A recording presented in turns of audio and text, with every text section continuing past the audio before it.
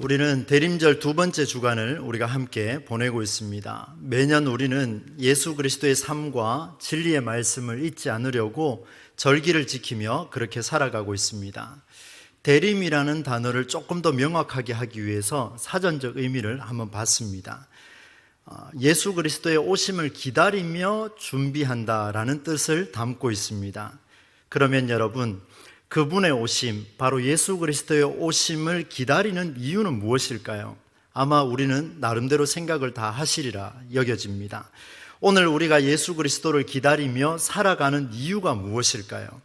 오늘 저는 본문 11절과 12절을 읽었습니다마는 이사야 58장 전체를 살펴보면서 그 의미를 한번 찾아보려고 합니다.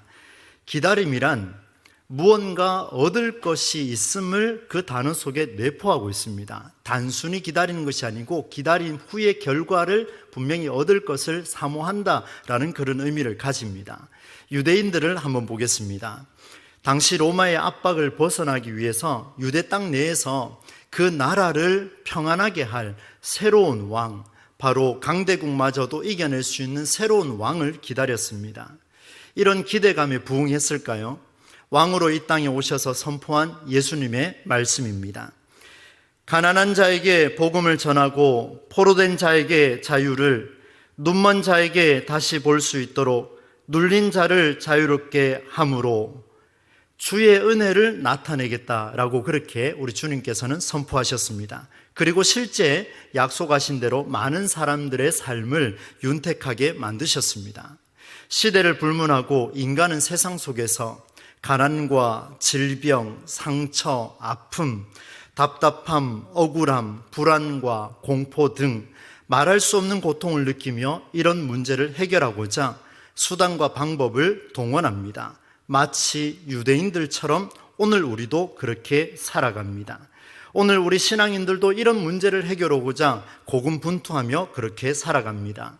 어떤 사람은 기도의 시간을 가지고 또 어떤 사람은 고행을 하며 어떤 사람은 금식하며 두 손 모아 기도하며 종교를 선택하는 일들까지도 일어나기 시작합니다. 여러분, 이런 일들이 답답함이 극에 달하면 어떤 일이 벌어질까 한번 생각해 봤습니다. 내게 일어난 수많은 문제 때문에 내 마음이 곤란해지고 내 몸이 망가뜨려지면 어떤 상황까지 일어날까 한번 생각해 보면서 정리해 보니 이런 충격과 고통의 소리가 나오지 않을까 생각합니다.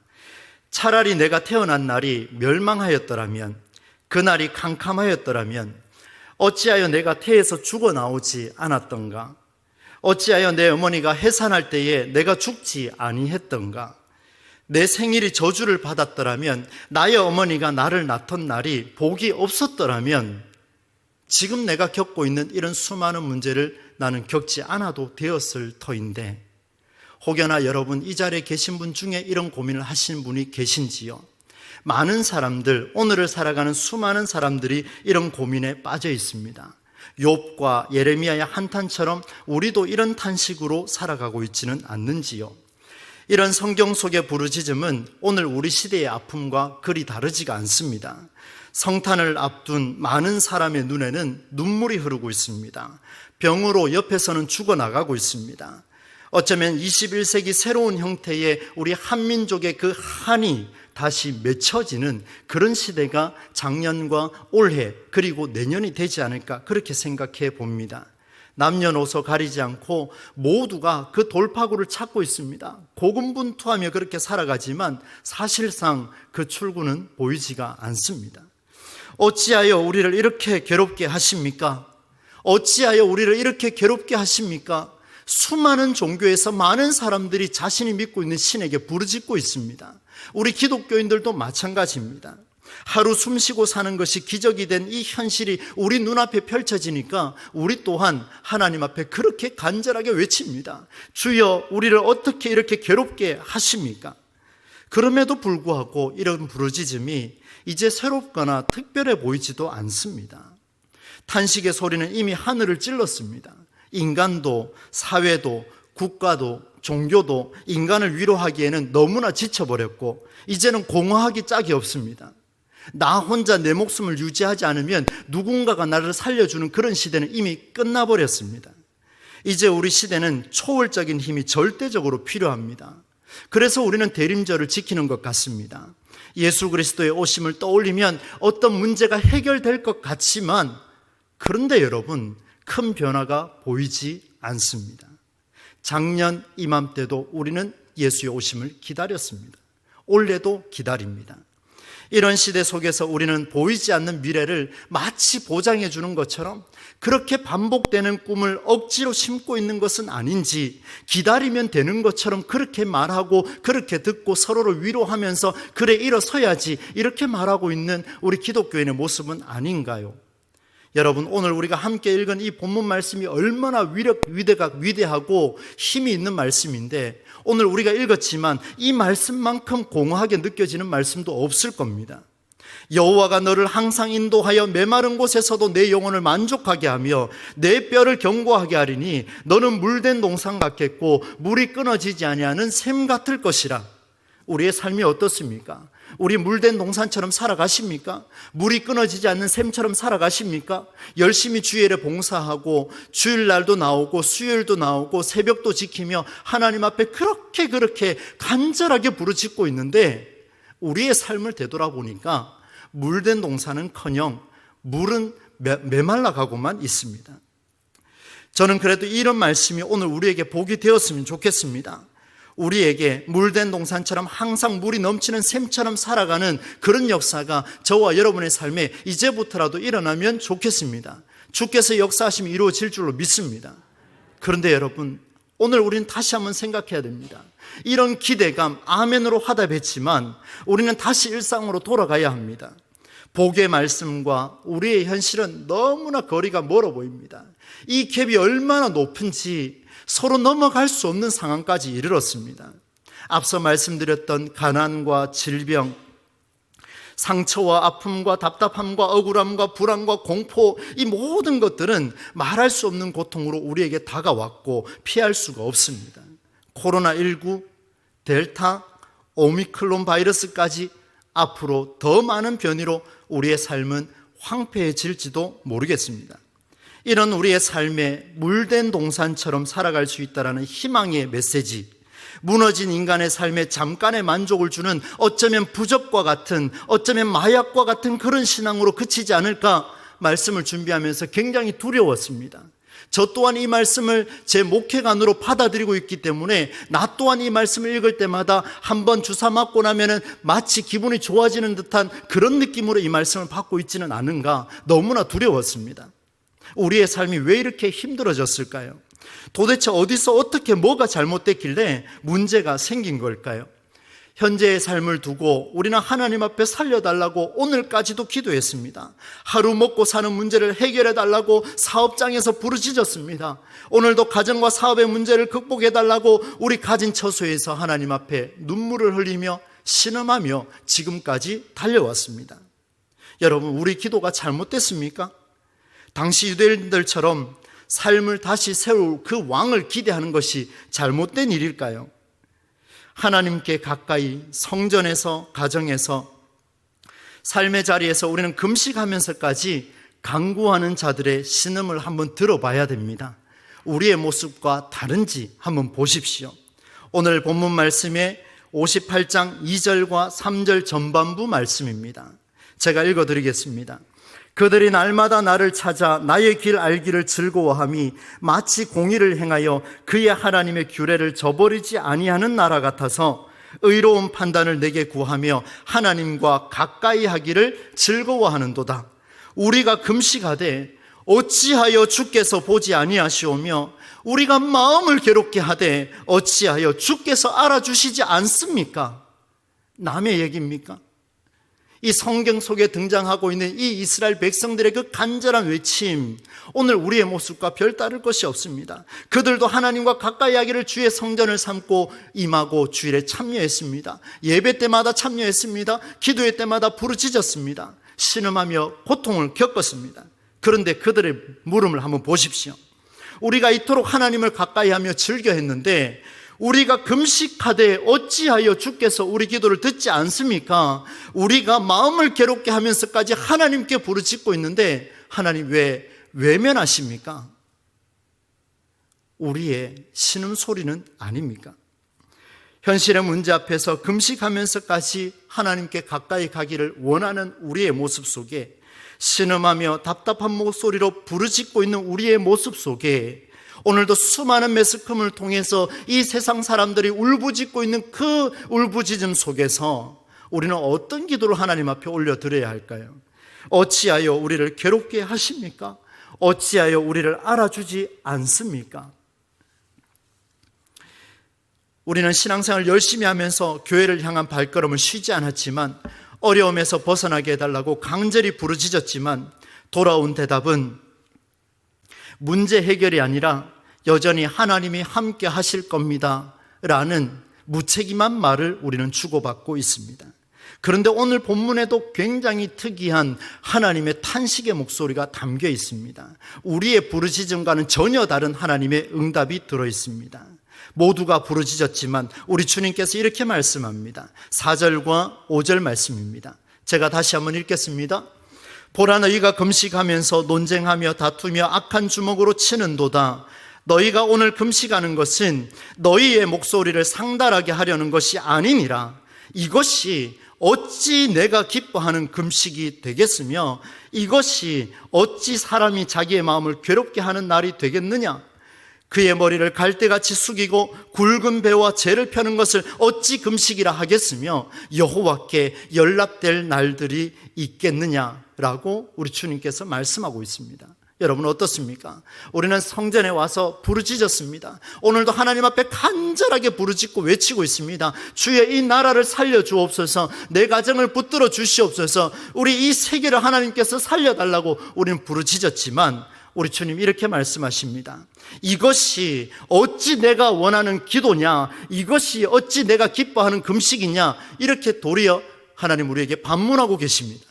우리는 부르짖었는데 뭐가 잘못된 것 같습니다. 도대체 뭐가 잘못됐느냐? 이제 이것을 찾아야 되겠습니다. 나는 너희의 정성을 받을 수 없다, 괴롭다라고 말하지 말라. 결론적으로는 이런 말씀이죠. 금식하면서까지 문제를 해결해 달라고 주님의 임재하심을 기다리며 소망했지만 돌아온 답은 상상을 초월한 말씀이 아닐 수가 없었습니다. 구하라, 그리하면 너에게 주실 것이요, 찾으라, 그리하면 찾아낼 것이요, 문을 두드리라, 그리하면 너에게 열릴 것이라 라고 말씀하셨던 우리 주님이 왜 이사야 선지자에게는 그 백성들을 향하여 나는 너희의 기도를 들을 필요가 없다 이렇게 말씀하고 있을까요? 그들은 금식하면서 논쟁하고 다투며 주먹으로 치는 일들을 용납할 수 없는 그런 일들을 범했습니다. 왜 그럴까 생각해 보니까, 왜 이렇게 싸울까 생각해 보니까 모두가 자기 욕심 때문이었습니다. 조금 있다가 확장해서 풀어보겠습니다. 여러분, 금식하는 것이 잘못된 일은 아닙니다. 그런데 이사야 선지자는 왜 이런 글을 쓰고 있을까요? 본문을 통해서 주시는 그 하나님의 마음이 너무 궁금했습니다. 이 대림절 기간의 깊은 묵상 속에서 하나님의 은혜를 경험하고 싶었습니다. 여러분보다 제가 더 궁금했습니다. 제가 더 하나님 앞에 붙들림을 받고 싶었습니다. 왜 그런지 아십니까? 저도 그렇게 부르짖었거든요. 그런데 돌아온 답은 너의 그 기도가 올바른 기도냐라고 물으실 때 저는 너무나 충격이었습니다. 그래서 다시 한번 깊이 묵상하며 무릎을 꿇었습니다. 하나님의 은혜로 중요한 성경의 원리를 찾았습니다. 주님, 주의 뜻을 말씀하여 주옵소서라는 간절한 부르짖음에 주께서 길을 제시해 주셨습니다. 그것은 오늘 본문에 다 드러나고 있습니다. 조금 후에 한번 보겠습니다. 여러분, 기도는 누가 합니까? 기도는 인간이 합니다. 금식은 누가 합니까? 인간이 합니다. 대림절, 성탄절을 기다리는 것도 인간입니다. 금식하면서 다투는 것도 인간이고 우리의 문제를 해결할 분을 사모하며 기다리는 것도 인간입니다. 다시 말하면 금식과 기다림, 기도의 모든 중심은 인간입니다. 이로써 하나님은 우리의 금식의 대상이 되셨습니다. 우리의 기다림의 대상이 되셨습니다. 항상 중심은 내가 서 있고, 내가 기도하고, 내가 금식하고, 내가 부르짖고, 내가 울부짖고, 내가 하나님 앞에 탄식하고, 내가 하나님 앞에 무릎 꿇고, 모두가 나 중심이에요. 우리 하나님은 중심이 안 계시고 모두가 객체가 되어버렸습니다. 우리 하나님은 나의 대상이 되셨습니다. 그런데 여러분, 정말 하나님이 대상으로만 남으실까요? 이 땅에 독생자가 오신 이유를 한번 생각해 보십시다. 우리 주님께서 우리를 살리려고 오신 것은 분명합니다. 그런데 여러분, 독생자를 안 보내도 될 그런 전능자가 왜 독생자를 보내셨겠습니까? 독생자를 보내신 그 시점을 우리는 기억해야 합니다. 왜 하나님께서 독생자를 보내셔야만 했는지, 우리 주님께서, 우리 하나님께서 우리를 그토록 기다리시고 오늘까지 기다리시고 기다리다 돌아오지 않으니, 또 기다리다 헛된 기도만 하고 있으니 하나님은 결단하십니다. 이 땅에 독생자 예수 그리스도를 보내십니다. 그분이 나를 기다리다 못해서 직접 오신 것이 아닙니까? 그 놀라운 사건이 성탄절입니다. 우리는 그분이 나를 기다린 놀라운 사랑을 무시하고 내 문제를 해결할 수단으로 우리는 대림절을 지키지는 않습니까? 그분은 왕으로 오실 생각은 전혀 없는데, 그분은 우리의 현실적으로 일어나는 그 문제를 해결하려고 올 생각이 전혀 없는데, 우리는 그 이스라엘 백성들처럼 내가 필요하니까 왕으로 만들어서라도 우리 주님을 기다리려고 하는 우리의 욕심은 아닙니까? 그때 우리 주님 말씀하십니다. 이것이 어찌 내가 기뻐하는 금식이 되겠냐? 묻고 계신 이유를 이제 알 것 같습니다. 그것은 내가 하나님을 기다리는 것이 아니라 하나님이 나를 지금도 기다리고 계신다라는 사실입니다. 대림절은 우리가 주님을 기다리는 것으로 지금까지 왔지만 이제는 생각을 전환할 때가 되었습니다.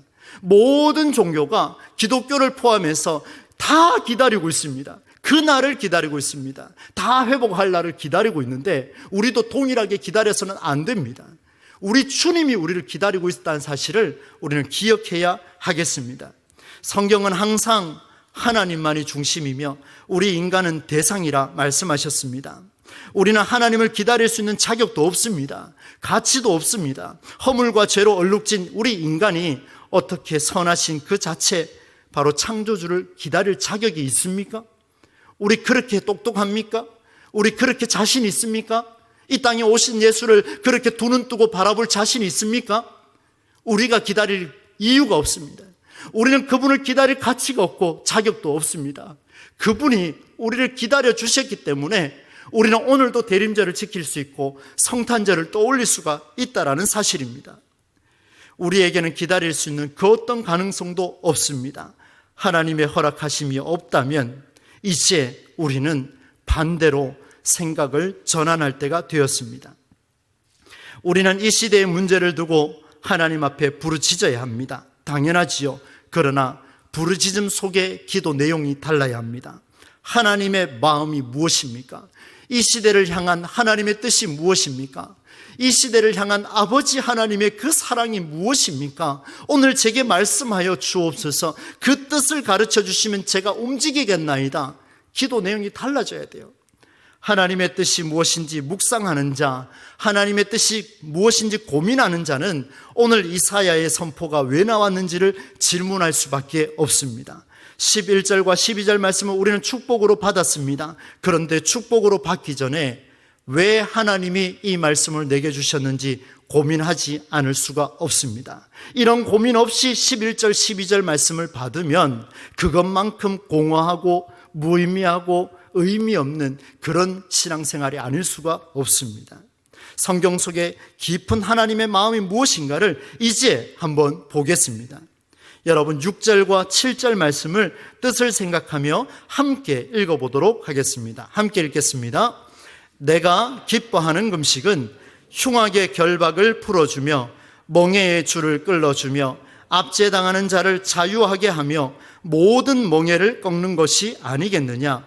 또 줄인 자에게 내 양식을 나누어 주며 유리하는 빈민을 집에 들이며 헐벗은 자를 보면 입히며 또 내 골육을 피하여 스스로 숨지 아니하는 것이 아니겠느냐.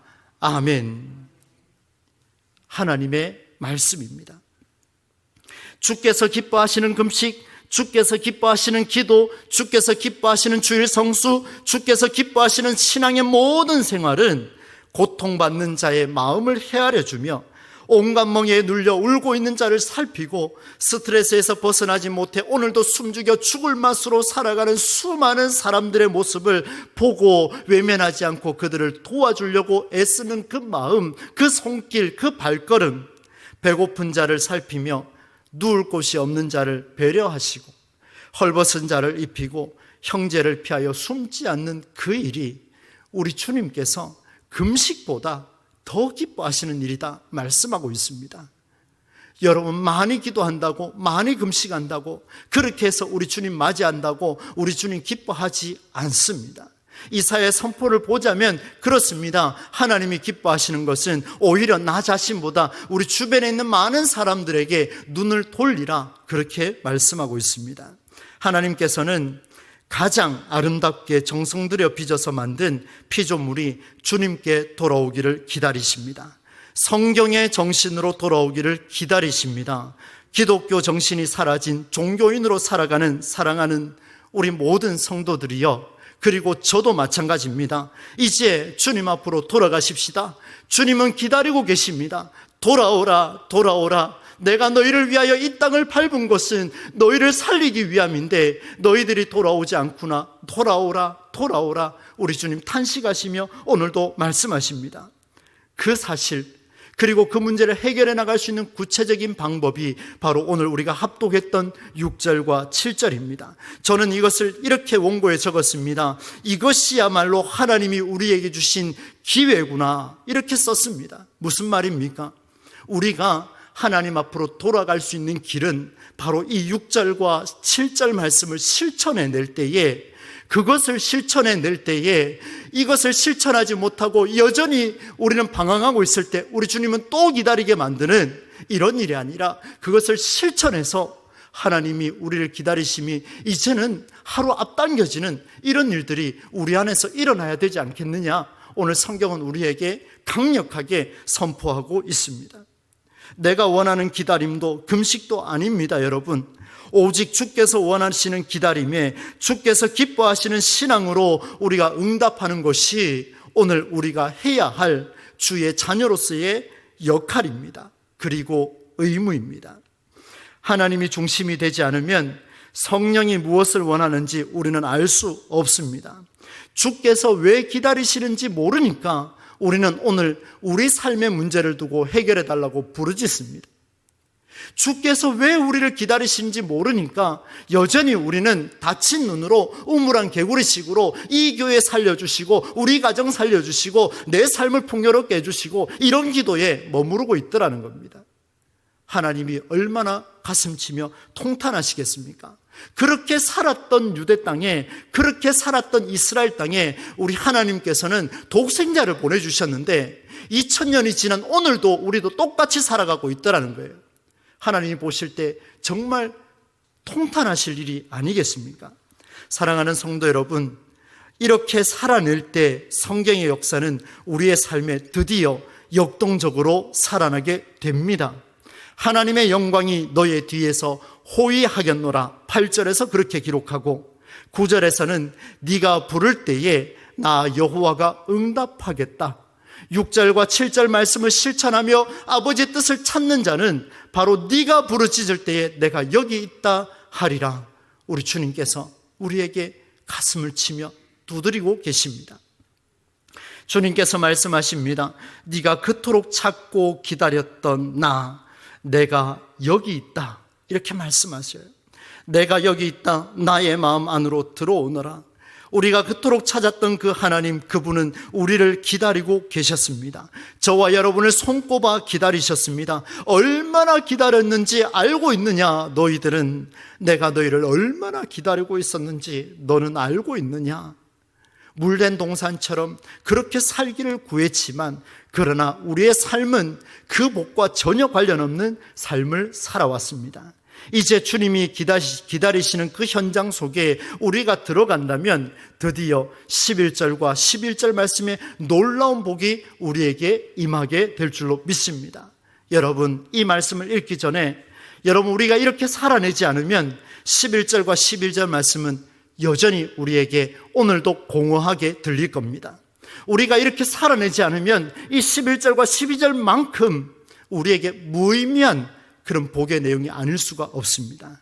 여러분, 하나님께서 우리에게 말씀하신 대로 오늘 이 본문 말씀처럼 여호와께서 기뻐하시는 금식을 살아내면 드디어 주께서 우리의 음성을 들으시겠다 약속하셨고, 그리고 이 11절과 12절 말씀에 복을 주시겠다 약속하셨습니다. 이제 11절과 12절 말씀을 다시 한번 뜻을 생각하며 함께 봉독하도록 하겠습니다. 함께 보겠습니다. 여호와가 너를 항상 인도하여 메마른 곳에서도 내 영혼을 만족하게 하며 내 뼈를 견고하게 하리니 너는 물된 동산 같겠고 물이 끊어지지 아니하는 샘 같을 것이라.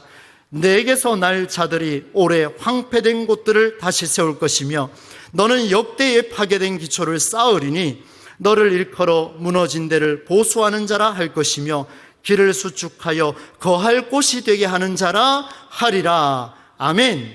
하나님께서 이런 삶을 사는 자들이여 내가 이런 복을, 약속의 복을 너에게 주겠노라 약속하셨습니다. 여기 계신 모든 성도님들, 영상으로 함께 하시는 모든 분들에게 그런 실천의 삶을 통하여 이런 복이 주어지기를 예수 그리스도의 이름으로 간절히 축복합니다. 여러분, 이 말씀 속에 중요한 사실이 포함되어 있습니다. 기다리시는 주님의 마음에 합한 자는 주께서 항상 인도함을 경험하게 됩니다. 영혼이 만족하고 뼈가 견고해지고 물된 동산이 될 것입니다. 나아가 모든 사람이 손가락질합니다. 그곳은 절대로 가면 안 돼. 그 회사는 망한 회사야. 절대로 가면 안 돼. 라고 말했지만 우리 주님께서는 그 합한 자를 세워서 그곳을 다시 세우겠다 약속하셨습니다. 파괴된 기초를 다시 세울 것이며 무너진 것을 보수하고 수축해내는 삶을 이루어주겠다 약속하셨습니다. 여기에서 중요한 사실을 발견했습니다. 사랑하는 성도 여러분, 오늘 저에게도 목회관을 점검해야 할 중요한 사실이고 여러분에게도 성령의 음성이 있으리라 믿습니다.